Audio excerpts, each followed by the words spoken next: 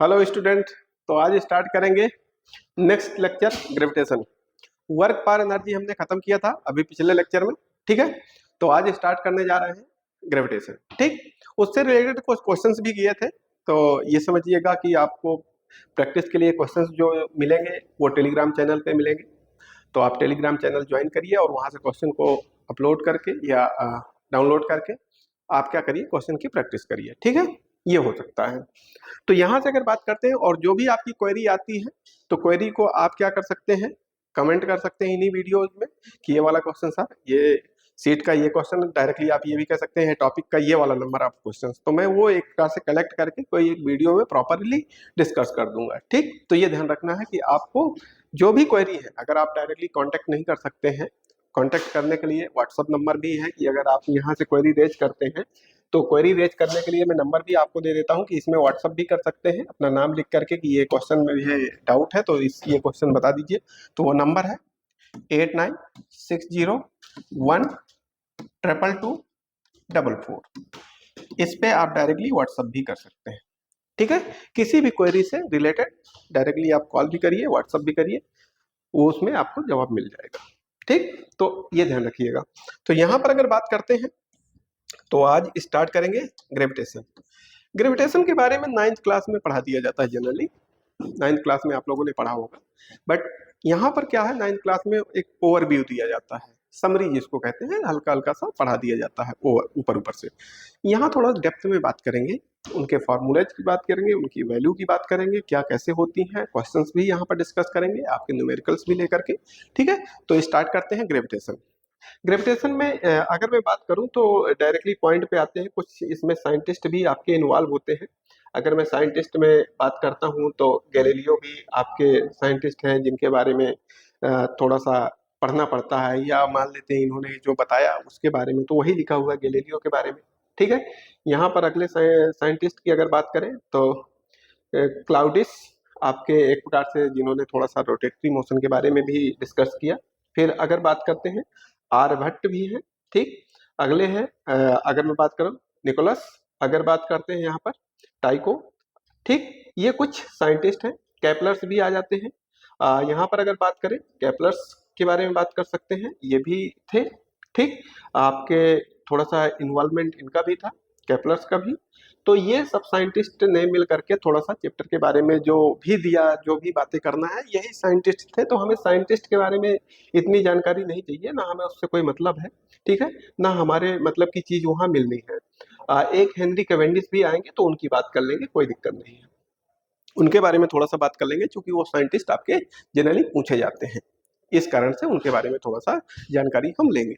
नाम का ही याद रखना है और क्या कौन सी वैल्यू दिया था, किसके बारे में बताया था, बस यही जानकारी रखना है। उनके अगर मैं बात करूं तो आपको उनकी बर्थ के बारे में या दुनियादारी कहाँ कैसे क्या किया उससे कोई मतलब नहीं है, हमें सिर्फ क्या दिया, कितनी वैल्यू दिया, किसके बारे में दिया, कहाँ दिया, बस ये जानकारी रखना है, ठीक। तो स्टार्ट करते हैं universal law of gravitation. Universal law of gravitation में अगर बात करते हैं, पहली बात तो यूनिवर्सल लिखा हुआ है, इसका मतलब सारे प्लेनेट के लिए बात अप्लीकेबल होगी, ठीक, ये भी ध्यान रखिएगा।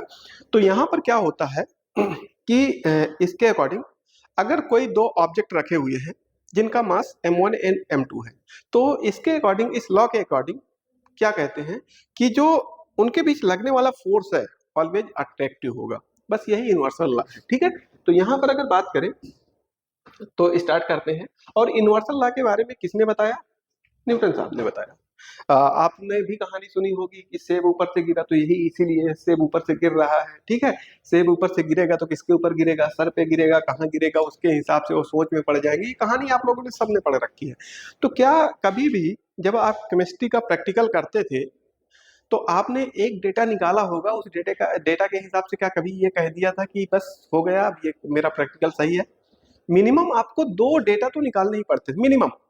वैसे 3 की कंपलसरी होती है, पर मिनिमम 2 तो आपको निकालना ही पड़ेगा। तो उसके हिसाब से आप क्या कर सकते हैं, रिलेट कर सकते हैं कि अच्छा इसके हिसाब से ये वैल्यू मैच कर रही है, ये इसका मतलब ये मेरा प्रैक्टिकल सही है।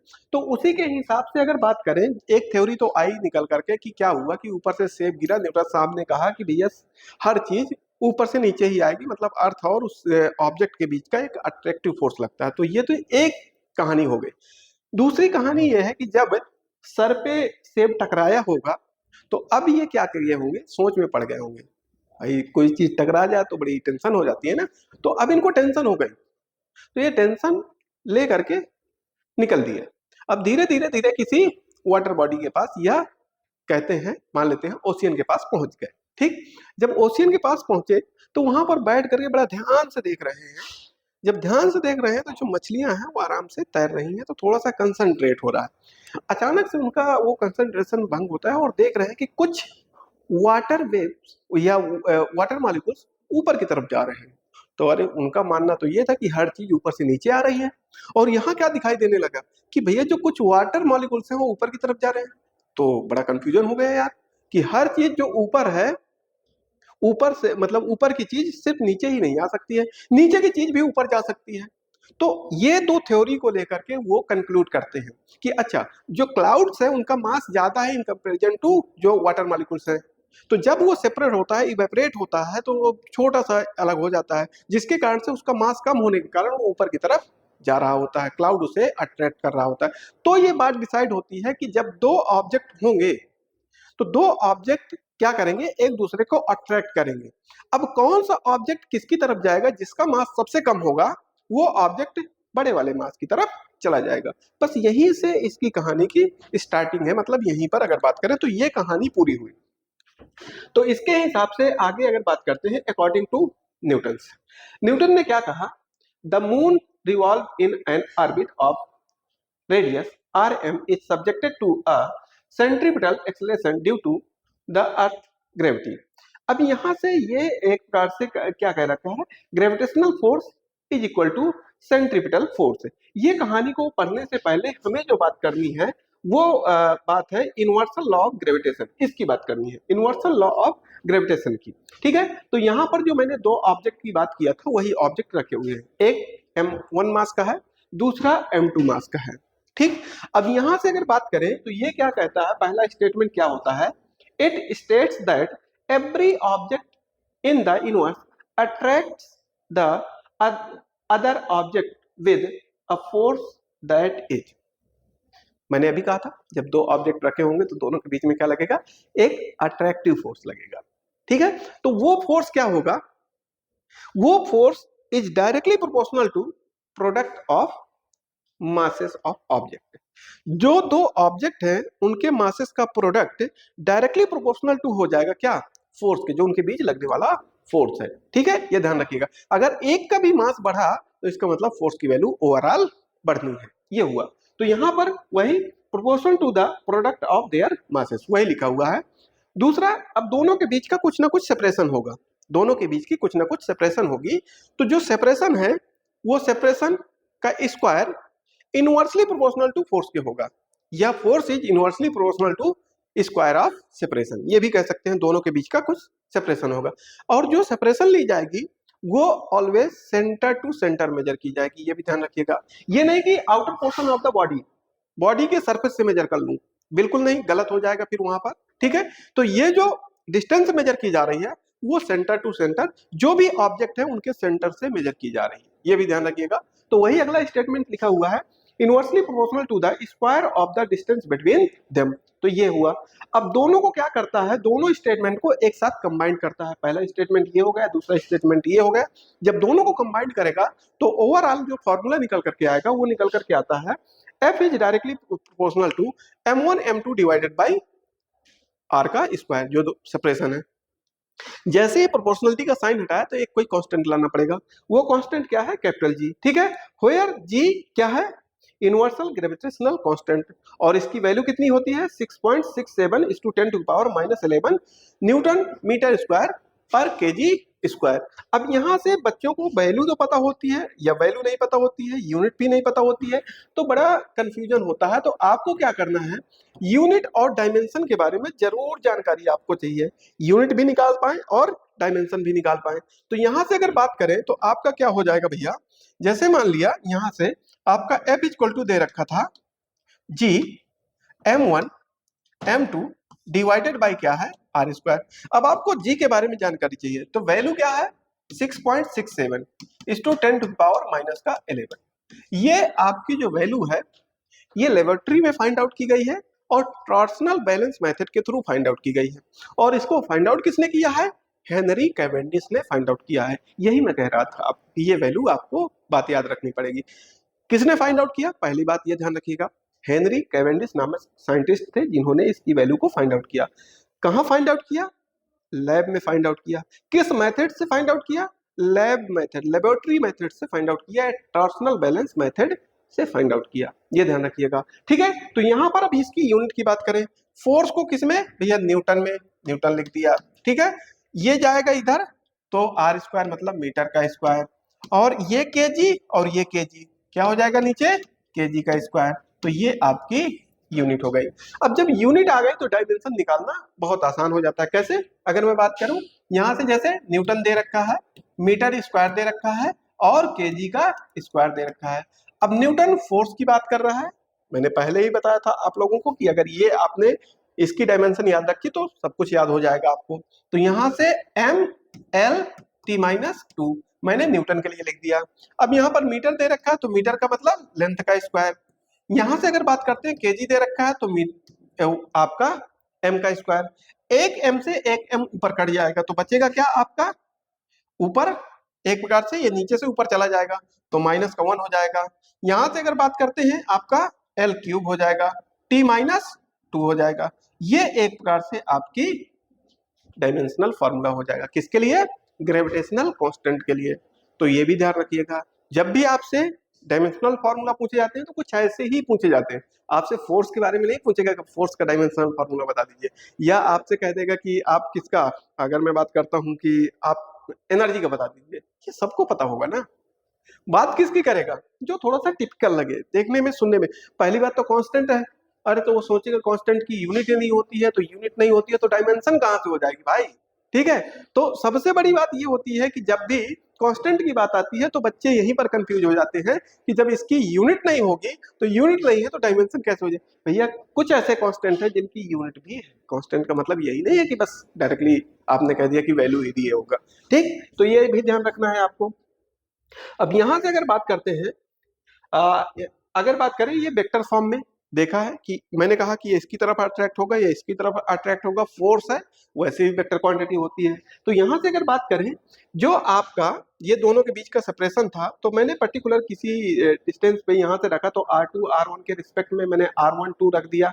यहां से ये फार्मूला निकाला, दोनों क्या होगा, जितना फोर्स ये एग्जर्ट कर रहा होगा, मुझे इसके डेरिवेशन के बारे में नहीं आपसे बात करनी है, मुझे सिर्फ ये बताना है कि जितना ये ऑब्जेक्ट इसमें फोर्स ऑब्जेक्ट मतलब एक प्रकार से जितने फोर्स से अट्रैक्ट कर रहा होगा, जितने फोर्स से m1 मास इसको अट्रैक्ट कर रहा होगा, तो क्या कर रहा है ये वाला? अगर बात करें यहां से, ये आपका जो m2 है वो कितना फोर्स लगा रहा है m1 में?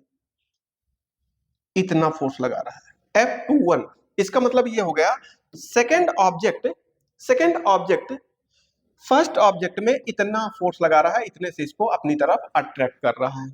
इस वैल्यू का मतलब हो गया कि क्या, कि M1 M2 पे कितना फोर्स लगा रहा है? F12 लगा रहा है।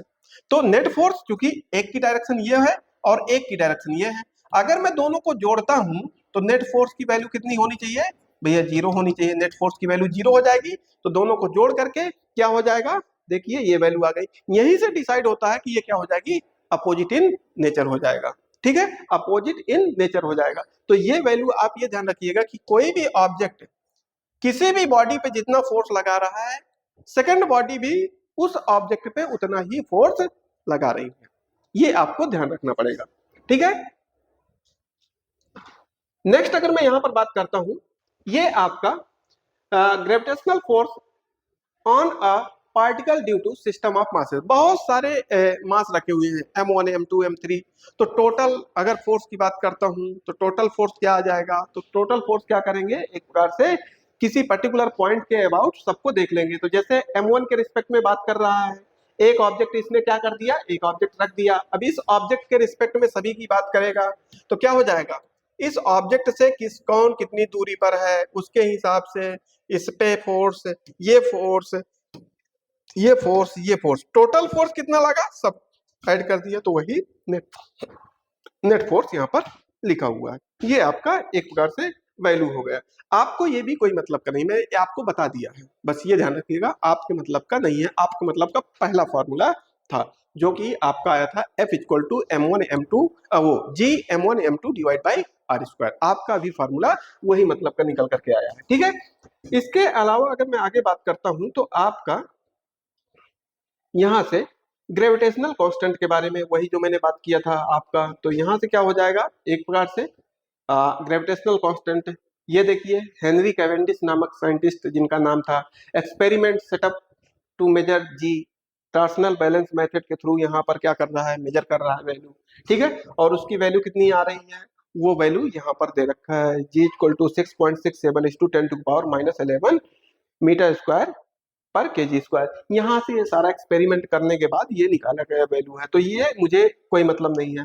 अब आगे अगर मैं बात करता हूँ एक्सेलरेशन ड्यू टू ग्रेविटी की, अब क्वेश्चंस जो ज्यादातर फ्रेम होते हैं वो यहीं से फ्रेम होते हैं। अभी क्वेश्चंस भी करूंगा, आपको परेशान होने की जरूरत नहीं है, क्वेश्चंस भी डिस्कस करेंगे, अच्छे से डिस्कस करेंगे, कोई दिक्कत नहीं, ठीक है। तो यहाँ से एक्सेलरेशन ड्यू टू ग्रेविटी, अब देखिएगा एक्सेलरेशन ड्यू टू ग्रेविटी की बात आ गई तो समझिएगा, जैसे ये मैंने कहा कि ये अर्थ है, अर्थ ले लेते हैं ये, या ये आपका अर्थ है और कोई ऑब्जेक्ट मैंने यहां पर रखा है, समझिएगा वही सेब मान लीजिएगा। इस ऑब्जेक्ट का मास m इक्वल टू 1 kg है, 1 kg, ठीक। और यहां पर अगर मैं बात करता हूं अर्थ की कुछ ना कुछ रेडियस होगी, क्योंकि मैंने कहा था सेंटर से मेजर करना है, ध्यान रखिएगा। तो अर्थ की रेडियस मैंने मान लिया RE होगी, ठीक है। अर्थ का कुछ ना कुछ मास भी होगा, ME होगा। तो अर्थ का मास कितना आ जाएगा अगर मैं बात करूं 5.9 × 10⁻24 kg, ये अर्थ का मास होता है। रेडियस की अगर मैं बात करता हूं तो 6371 किलोमीटर ये रेडियस होती है। अगर अप्रोक्सीमेट की बात करें जो हमें कैलकुलेशन में यूज करना है 6400 किलोमीटर, ये वैल्यू हम लेकर के चलते हैं जनरली। बट अगर अर्थ की रेडियस पूछी जाएगी तो ऑलवेज ये वाला टिक करना है अगर ऑप्शन में दे रखा है, ये नहीं कि आपने कैलकुलेशन में ये यूज किया है और ये भी ऑप्शन में दे रखा है और ये भी ऑप्शन में दे रखा है, आपने क्या कर दिया उसको टिक कर दिया, वो अप्रोक्सीमेट वैल्यू है। अभी आगे जैसे ही बात करेंगे ग्रेविटी की अलग अलग वेरिएशन पे बात करेंगे कहाँ कैसे होती है, तो मैं बात करूंगा कि कितना डिफरेंस कहाँ पर आएगा वो भी बात कर लेंगे। बट अभी एक एवरेज वैल्यू लेकर के चल रहा हूँ। एक्चुअल में अर्थ का शेप अभी मैं कह रहा हूँ कि स्फेरिकल है, बट स्फेरिकल शेप नहीं होता है, ये भी ध्यान रखिएगा, स्फेयर नहीं है वो, ठीक। तो इसका मतलब आगे वो बात कर लेंगे कि कैसा शेप होता है और कहाँ कितनी वैल्यू होती है, वो सब कुछ आपको मिलने वाला है इस वीडियो में, सब कुछ, ठीक है। तो यहाँ पर अगर बात करें नेक्स्ट ये इसके बारे में देख लेते हैं। ये देखिए मान लेते हैं अर्थ है, अर्थ का मास दे रखा है यहाँ पर कितना, ये दे रखा है ME वैल्यू लिया है, इसकी वैल्यू मैं यहाँ पर लिख देता हूँ 5.9 × 10⁻24 kg।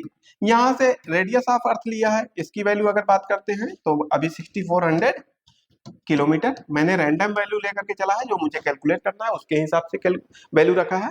तो अब यहाँ पर अगर बात करते हैं तो देखिएगा फोर्स का फॉर्मूला मैंने ये पढ़ा रखा है, क्या पढ़ा था अगर बात करें अब F equal to G M1 M2 divided by R square. अब समझिएगा यहाँ वो दो ऑब्जेक्ट कौन से हो जाएंगे, एक तो ये जो ऑब्जेक्ट रखा हुआ है इसका मास लूंगा जो कि अर्थ सरफेस पर रख दिया, और एक ये खुद अर्थ का मास हो जाएगा भैया, ये भी तो एज अ ऑब्जेक्ट में अभी ट्रीट करूंगा, ठीक। इन दोनों के बीच में अट्रैक्टिव फोर्स कितना लग रहा है, तो अब देखिएगा सेंटर टू सेंटर डिस्टेंस कितनी हो जाएगी भैया RE हो जाएगी, ये भी ध्यान रखिएगा। कुछ इसकी हाइट को कह सकते हैं कुछ होगी, तो अर्थ की रेडियस के रिस्पेक्ट में नेग्लिजिबल ही तो होगी। जैसे वो सेब की बात करता हूं कि मान लेते हैं आपका 2 मीटर ऊपर लगा होगा या 5 मीटर ऊपर सेब लगा होगा, उतने से गिर करके आ रहा था 5 मीटर, वैसे भी मैं 6371 किलोमीटर कहा था अर्थ की रेडियस, 6371 किलोमीटर कहा था मैंने अर्थ की रेडियस।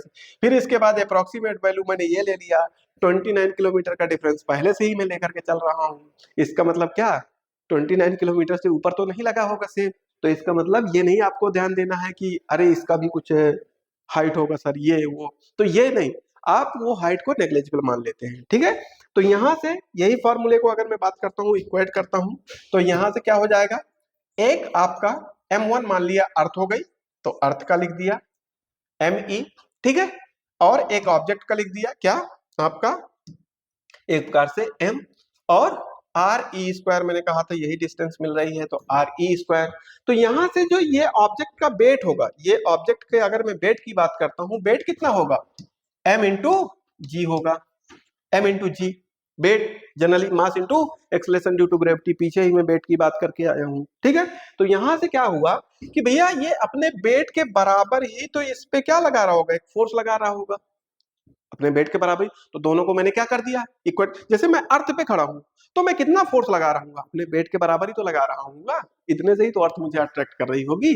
तो क्या हो गया, वो जो दोनों के बीच अट्रैक्टिव फोर्स था वो और उसका उस बॉडी का वेट दोनों क्या हो जाएंगे, एक प्रकार से इक्वल हो जाएंगे। तो जब दोनों को इक्वेशन फर्स्ट और सेकंड को जब इक्वेट किया तो यहां से क्या हो गया, m से m कैंसिल आउट हो गया, g इक्वल टू क्या हो जाएगा आपका, ये फॉर्मूला हो जाएगा।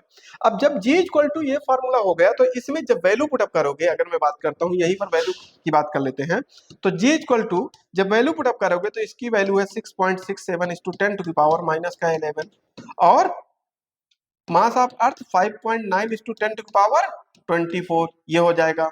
और यहां से अगर बात करते हैं 6400 किलोमीटर था, ये भी ध्यान रखिएगा, नीचे क्या आ जाएगा भैया 10 टू पावर 3 मीटर का होल स्क्वायर, ये करेंगे। तो जब इस वैल्यू को कैलकुलेट करते हैं तो जी इक्वल टू आता है 9.8 मीटर पर सेकंड स्क्वायर, ये वैल्यू निकल करके आ जाती है।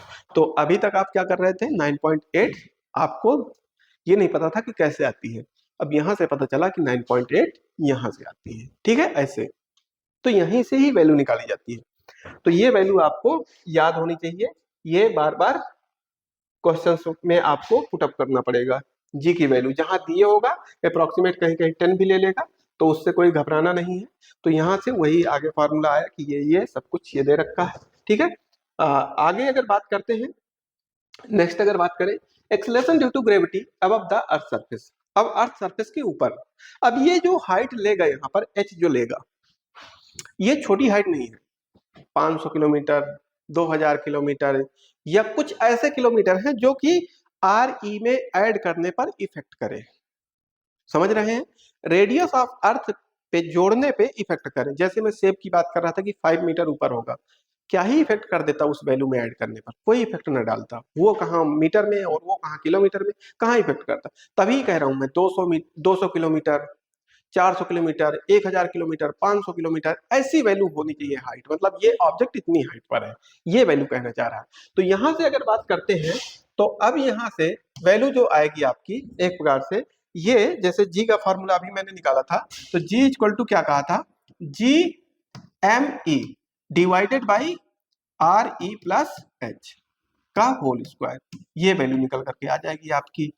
अब अगर मैं पीछे से थोड़ा सा पॉइंट आपको समझाना चाहूँ, क्वेश्चंस चूंकि यहाँ से फ्रेम होते हैं, G M E divided by R E square, ये वैल्यू, ठीक है। यहाँ से कुछ जो नोट पॉइंट है पहले यहीं से थोड़ा सा समझ लेते हैं। एक्सेलरेशन ड्यू टू ग्रेविटी क्या ऑब्जेक्ट के मास पे डिपेंड करता है, जैसे मैं यहाँ से एक 5 kg का या एक 10 kg का ड्रॉप कर रहा हूँ, तो क्या अर्थ अलग अलग फोर्स लगाएगी, फोर्स अलग अलग लगाएगी, क्योंकि फोर्स दोनों ऑब्जेक्ट के मास पे डिपेंड कर रहा था, ये भी ध्यान रखिएगा।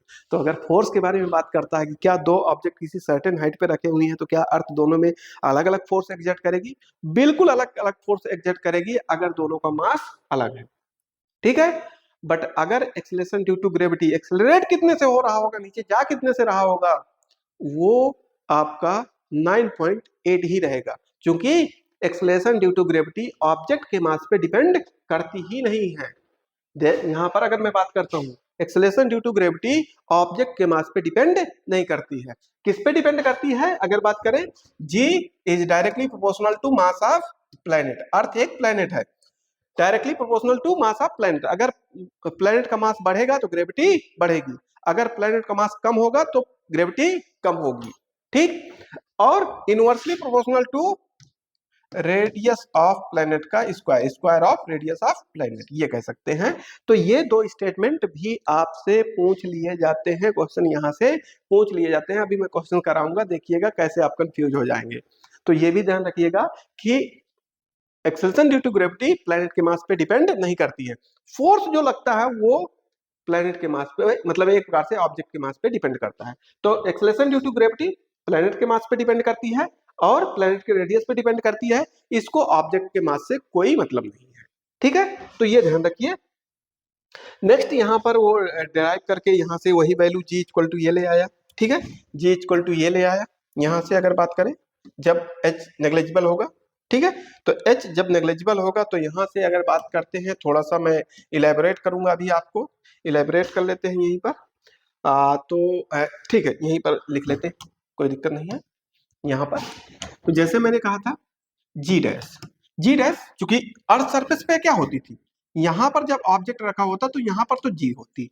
अब ये कुछ सर्टेन हाइट पर पहुंच गया, सर्टेन हाइट पर, क्योंकि डिस्टेंस पे डिपेंड कर रहा था एक प्रकार से, जैसे जैसे ऊपर जाता जा रहा था centre to centre distance measure करनी थी। तो यहाँ से क्या हो जाएगा, G M E divided by R E plus H का होल स्क्वायर, ये हो गया, यही तो हुआ। अब यहां से अगर मैं बात करता हूं तो g dash equal to g M E, यहां से आर ई बाहर निकाला तो चूंकि ब्रैकेट के ऊपर स्क्वायर लगा हुआ था तो आर ई बाहर निकल करके आएगा, तो उसके ऊपर क्या लग जाएगा, एक प्रकार से स्क्वायर लग जाएगा। और इस वैल्यू को अगर देखें तो ये वैल्यू तो जी थी, तो जी डैश इक्वल टू क्या हो गया, g divided by 1 plus h upon R E का होल स्क्वायर। अब एक चीज आपको ध्यान रखना पड़ेगा, जब किसी सर्टेन हाइट पर आपसे ग्रेविटी की वैल्यू पूछा होगा तो ऑलवेज यही फॉर्मूला अप्लाई करेंगे, ध्यान रखिएगा। जब किसी सर्टेन हाइट पर ग्रेविटी की वैल्यू पूछेगा तो फॉर्मूला ऊपर वाला पहला वाला फॉर्मूला अप्लाई करेंगे। बाई चांस जो आगे मैं फॉर्मूला लिखने वाला हूं उसको अप्लाई कर दिया तो आंसर आपका गलत हो जाएगा। कैसे, अगर मैं बात करूं एच की वैल्यू, एच की वैल्यू मेरे कंट्रोल में है, मैं अभी इतना मान के रखा है, हो सकता है मैंने एच इतना मान रखा हो या कुछ और मान रखा हो और ऊपर जाएगा। एच की वैल्यू चाहे जितनी हो जाए, क्या ग्रेविटी कभी भी जीरो हो सकती है, क्योंकि ये कोई एक कांस्टेंट वैल्यू देगा। नीचे भी जैसे जैसे एच बढ़ाता जाऊंगा तो उसके साथ आर ई के साथ जुड़ेगा, जुड़ करके एक वैल्यू देगा। किसी वैल्यू को एक वैल्यू से डिवाइड करूं, मान लेते हैं एग्जांपल के तौर पर मैंने क्या किया, 1 डिवाइडेड बाई 5 × 10⁻11 या 12 कर दिया। इसको भी डिवाइड करूंगा तो जीरो तो वैल्यू नहीं आएगी, अप्रोक्सीमेट जीरो आएगी, ये भी ध्यान रखिएगा। अप्रोक्सीमेट जीरो हो रही है, जीरो नहीं कह सकते हैं। तो इस फॉर्मूले से ग्रेविटी कहीं पर भी जीरो नहीं हो सकती है, ये बताना चाह रहा है। और सच में ग्रेविटी कहीं पर जीरो हो भी नहीं सकती है, ठीक। अब आगे यहां पर क्या करता है, g dash equal to g 1 plus का h divide by R E का पावर -2, इसमें बाइनोमियल लगा करके यहां पर जो फॉर्मूला लाता है फाइनली वो g dash equal to g 1 minus का 2h अपॉन आर ई। यहां से क्या होगा, यहां से कहीं ना कहीं किसी हाइट पर ग्रेविटी जीरो हो सकती है। क्यों, क्योंकि जब बाइनोमियल लगाया है तो कुछ स्टेप उसने स्किप कर दिए हैं, वही जो नेग्लिजिबल वैल्यू दे सकते थे तो उसने क्या कर दिया, उनको हटा दिया है जब बाइनोमियल खोलेगा, जिसके कारण से ये फॉर्मूला आप न्यूमेरिकल में कभी भी नहीं लगा सकते हैं, ये भी ध्यान रखिए। अगर आप बाई चांस न्यूमेरिकल इससे लगाना चालू कर देंगे तो एक जगह ऐसी हाइट निगेटिव आने लगेगी, निगेटिव आने का मतलब आप गलत कर रहे हैं। इस कारण से इस बात पे जरूर ध्यान रखिएगा कि जब भी न्यूमेरिकल की बात आएगी तो ये वाला फार्मूला अप्लाई करना होगा, जब भी कंपैरिजन की बात आएगी तो ये वाला फार्मूला अप्लाई करना होगा। इस कारण से ये गलती नहीं करेंगे, जब किसी सर्टेन हाइट पर आपसे वैल्यू पूछी जाए ग्रेविटी की तो आप लोग G M E divided by R E plus H का होल स्क्वायर वाला ही लगाएंगे, ठीक। तो ये ध्यान रखिए, ये बच्चे यहाँ पर गलतियां करते हैं, इस कारण से मैंने इसको फोकस थोड़ा सा फोर्स करके आपको कहा है कि नहीं ये नहीं करेंगे, वही आगे सब कुछ करा है और ये वैल्यू यहाँ पर निकाला है, ठीक है। अब जब यहाँ पर बात करते हैं कि ये वैल्यू निकाल दिया है उसने, और ये वैल्यू निकालने के बाद क्या होगा कि कहीं पर तो ग्रेविटी जीरो होगी, तो ग्रेविटी कहीं पर जीरो होगी तो जी डैश इक्वल टू मैंने लिखा था जी 1 माइनस का 2h अपॉन आर ई, यही तो लिखा था। तो ये ग्रेविटी जी डैश कहीं पर तो जीरो होगी, होगी जीरो, तो यहां से क्या हो जाएगा भैया, जी 1 माइनस का 2h upon R E equal to 0 हो जाएगा, तो जी को भी 0 में पुटअप कर दिया, तो यहां से क्या हो जाएगा 1 माइनस का 2h upon R E equal to 0। ठीक है, तो यहां से आगे कैलकुलेट करें तो ये कह सकते हैं कि 2h equal to R E equal to 2h divide by R equal to 1, तो आर ई को उधर मल्टीप्लाई किया तो 2h इक्वल टू आर ई, तो यहां से h इक्वल टू क्या हो जाएगा आर ई बाई 2, ये आपका वैल्यू आ जाएगा। ठीक है, ये वैल्यू जैसे ही आया तो इसके बाद क्या होगा कि किस हाइट पर ग्रेविटी जीरो होने लगी।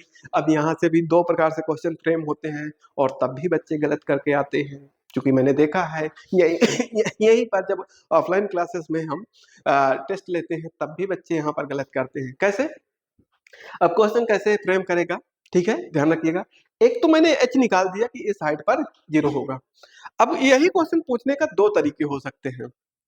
Gravity will be zero at which height from the earth surface, earth surface से किस हाइट पर ग्रेविटी जीरो होगी, तो कह देंगे अर्थ के रेडियस का हाफ डिस्टेंस अबव जाने पर ग्रेविटी क्या हो जाएगी जीरो हो जाएगी, अर्थ की रेडियस का हाफ डिस्टेंस। ठीक है, तो मतलब जैसे 6400 किलोमीटर कहा था तो 3200 किलोमीटर पर ग्रेविटी जीरो हो जाएगी। कब, कहां से, अर्थ सरफेस से कहा है, ये भी ध्यान रखिएगा। अर्थ सरफेस जब भी क्वेश्चन में लिखा हो तो R E by 2 answer tick करेंगे, मतलब half of the radius of earth, उस पे टिक करेंगे। ठीक है, अब अगर उसने कह दिया होता सेंटर से, सेंटर से उसी क्वेश्चन में कहा होता कि सेंटर से किस हाइट पर ग्रेविटी जीरो होगी, तो आप नहीं हुआ टिक कर दीजिएगा। और बच्चे यहीं पर गलत कर देते हैं कि उन्हें नहीं पता चलता है कि क्या पूछ रहा है। ठीक है, तो अब क्या होगा, यहां से यहां तक की तो आर ई है और ये आर ई बाई 2 है, तो एच डैश इक्वल टू क्या लिख सकता हूं are E plus R E by 2, तो यहां से क्या हो जाएगा 3/2 आर ई, तो यहीं पर यह लिखा होगा 1.5 आर ई, इसकी तरफ उनकी नजर ही नहीं जाएगी। ये थोड़ा सा ट्रिकी क्वेश्चन हो गया, इस कारण से बच्चा गलत कर देता है। तो ये ध्यान रखना पड़ेगा आप लोगों को कि क्या करना है, थोड़ा सा ढंग से पढ़ना है क्वेश्चन को। क्वेश्चन को पढ़ना भी एक टेक्निक होती है, एक कला होती है। ये नहीं कि आपको पेपर मिला और आपने बस टिक करना चालू। भाई जब क्वेश्चन सही पढ़ोगे तभी तो सही आंसर दे पाओगे। बहुत बच्चे तो नॉट जैसे डज नॉट लिखा होता है, नॉट लिखा होता है, तो उसमें गलतियां कर देते हैं। वो निगेटिव को पॉजिटिव पढ़ लेते हैं, पॉजिटिव को निगेटिव पढ़ लेते हैं और टिक करके चल देते हैं। तो ये गलतियां नहीं करनी है, ध्यान से क्वेश्चन को थोड़ा सा रीड करना है। इसीलिए मैं टाइम सेविंग की बार बार आपसे बात करता रहता हूँ कि जब टाइम सेव कर लोगे, आप प्रैक्टिस में ला दोगे टाइम को, तो सच में फिर सही क्वेश्चन पढ़ने लगोगे और सही आंसर देने लगोगे। इस कारण से टाइम बचाना बहुत जरूरी है। ठीक है, नेक्स्ट अगर मैं बात करता हूं, अब यहां पर दे रखा है acceleration due to gravity below the surface of the earth. मैं डेरिवेशन कोई नहीं कराऊंगा, मैं यहां पर सब कुछ लिख रखा हूं इसीलिए ताकि आप समझ सके। ठीक है, डेरिवेशन हमारे में आना नहीं है, मुझे सिर्फ फार्मूले की बात करना है। फार्मूले बता करके मुझे क्या करना है, आपको क्वेश्चंस बताने हैं। हाँ, जो नोट पॉइंट है, जो पूछे जाने वाले हैं, इसीलिए पॉइंट आपको डिस्कस करता चल रहा हूं कि ये पॉइंट पूछे जाते हैं। ठीक है, तो अब जब अर्थ सरफेस से नीचे आ गया तो मान लेते हैं कि कोई सर्टेन हाइट वो क्या करता है भैया, नीचे आ जा रहा है। जनरली अगर मैं बात करता हूं तो ये ऑब्जेक्ट मान लेते हैं पहले यहां पर था, यहां से अब यहां पर आ गया है, तो एच हाइट या डी हाइट नीचे आ गया है, यहाँ पर डी लिया है, कोई दिक्कत नहीं है, डी ले लेते हैं। अब यहां से यहां तक का जो रेडियस है अर्थ का वो तो आर ई है, तो यहां से यहां चूंकि डिस्टेंस मुझे कहां से कहां मेजर करनी है, सेंटर टू सेंटर मेजर करनी है, तो वो डिस्टेंस कितनी हो जाएगी आर ई माइनस का डी हो जाएगी। डी यहाँ पर ले लिया, डेप्थ लिया है तो डी ले लेते हैं। ठीक है, इस कारण से ये आपका आ गया। अब जब मैं फॉर्मूला लिखूंगा तो फिर से वही लिखूंगा g dash equal to g M E divided by R E minus h का होल स्क्वायर। और जैसे ये फॉर्मूला लिखा तो गलत हो गया, क्यों, क्योंकि अब आपने क्या किया है, एक इमेजिनरी अर्थ सरफेस मान लिया है कि कहीं पर भी हो सकता था, जरूरी थोड़ा ना है यहाँ पर रखा हो, यहाँ पर रखा हो, यहाँ पर रखा हो, यहाँ पर रखा हो, यहाँ पर रखा हो, कहीं पर भी ऑब्जेक्ट रखा जा सकता था ना। तो इस कारण से जितना हाइट नीचे लाए हैं उस हाइट का एक इमेजिनरी अर्थ सरफेस आपने माना है, और उतने ही अर्थ सरफेस के रिस्पेक्ट में उतना ही मास रखेंगे, तो ये क्या हो जाएगा एम ई डैश हो जाएगा। तो जैसे ये इमेजिनरी अर्थ सरफेस अंदर वाला और ये वाला, तो इसकी डेंसिटी जो पहला वाला था और बाद वाले डेंसिटी दोनों की सेम रहेगी। जब डेंसिटी से इक्वेट करेंगे तो यहाँ से एम ई डैश का फॉर्मूला आएगा, और एम ई डैश का जब फॉर्मूला आएगा वैल्यू पुटअप करेंगे तो फाइनल जो रिजल्ट निकल करके आएगा वो फाइनल रिजल्ट की अगर मैं बात करूं तो वो है आपका ये यहाँ पर। इसमें कुछ भी एलिमिनेट नहीं किया है, कुछ भी उसने हटाया नहीं है, एग्जैक्ट फार्मूला है एकदम से। इसका मतलब अर्थ सरफेस से नीचे जाने पर जी डैश का फार्मूला होता है जी 1 माइनस का डी डिवाइडेड बाई आर ई। ये एकदम से एग्जैक्ट फार्मूला है, यही न्यूमेरिकल में भी यूज होगा और यही कंपैरिजन में भी यूज होगा। मतलब यही फार्मूला आपको यूज करना होगा दोनों में। ठीक है, जब ये फार्मूला यूज करेंगे तो भी, अब यहां से देखें कि डी की वैल्यू को अगर मैं बढ़ाता जा रहा हूं और आर ई की वैल्यू कांस्टेंट है, तो एक प्रकार से ओवरऑल ये वैल्यू बढ़ती जा रही है और 1 से माइनस होकर के, जैसे 1 में 0.4 माइनस करूं और 1 में 0.6 माइनस करूं और 1 में अगर मैं मानता हूं 0.8 माइनस करूं, तो वैल्यू चेंज होती जाएंगी, कम होती चली जाएंगी, 0.4 कम होती चली जा रही है 0.2। तो जैसे जैसे ये वाली वैल्यू बढ़ेगी ओवरऑल, तो यहां से क्या हो जाएगा, आपकी ब्रैकेट के अंदर की वैल्यू डिक्रीज होती जाएगी। इसका मतलब जी डैश आपका डिक्रीज होता जाएगा। तो जैसे जैसे अर्थ सरफेस से नीचे जाते जाएंगे तो ग्रेविटी की वैल्यू डिक्रीज करती है, और डिक्रीज करती है तो कहीं तो जीरो होगी। अब जहां पर जीरो होगी तो क्या करेंगे, इस यहाँ पर जो जी डैश मान रख के रखा था मैंने, उसी को मैं जीरो के बराबर पुटअप कर दूंगा। तो जब जीरो के बराबर पुटअप कर रहा हूं तो देखिएगा कि क्या मिलता है। यहाँ से जी डैश इक्वल टू क्या लिखा था, जी माइनस का 1 डी डिवाइडेड बाई आर ई। तो ये कहीं ना कहीं जीरो होगी तो जीरो पुटअप कर दिया। यहां से क्या आ जाएगा, जी 1 माइनस का D divided by R E equal to क्या हो गया, जीरो। जी भी जीरो में चला गया तो 1 इक्वल टू क्या हो गया, डी डिवाइडेड बाई आर ई। इधर इसको क्रॉस प्रोडक्ट कर दिया तो डी इक्वल टू क्या हो गया, आर ई। एक प्रकार से जब अर्थ के सेंटर पे पहुंच जाएगा कोई ऑब्जेक्ट, ये अर्थ के सेंटर में ये वाला ऑब्जेक्ट यहां पर पहुंचा दिया जाए, तो ग्रेविटी की वैल्यू क्या हो जाएगी, जीरो हो जाएगी। ठीक है, क्योंकि दोनों सेंटर टू सेंटर डिस्टेंस मिल ही नहीं रही है, ग्रेविटी की वैल्यू क्या हो गई, एक प्रकार से जीरो हो गई। और जब ग्रेविटी की वैल्यू जीरो हो गई तो तीन चीजें अब आपको ध्यान रखना है। एक, अर्थ के सेंटर पर ग्रेविटी की वैल्यू जीरो होती है। एक, अर्थ सरफेस से अर्थ की रेडियस का हाफ डिस्टेंस ऊपर जाने पर ग्रेविटी की वैल्यू जीरो होती है। और एक, अर्थ के सेंटर से 1.5 आर ई डिस्टेंस ऊपर जाने पर ग्रेविटी की वैल्यू जीरो होती है। ये तीन पॉइंट आपको डायरेक्टली याद रखने होंगे। ठीक है, यहां से क्वेश्चंस बनते हैं। और ये भी ध्यान रखिएगा, जहां जहां ग्रेविटी की वैल्यू जीरो होगी वहां वहां वेट भी जीरो होगा, क्योंकि मैंने पहले ही बताया था कि mass into acceleration due to gravity आपका वेट का फार्मूला होता है। तो जहां जहां ग्रेविटी की वैल्यू जीरो हो रही है वहां वहां वेट का भी वैल्यू जीरो माना जाएगा। इस कारण से आपको ये चीज ध्यान रखनी होगी। तो आज के लिए इतना ही रखते हैं, बाकी आपका नेक्स्ट लेक्चर में देखेंगे, कवर करेंगे और इसके साथ साथ कुछ क्वेश्चंस भी करेंगे जो आपके न्यूमेरिकल्स आते हैं। ठीक है, तो आज के लिए इतना ही।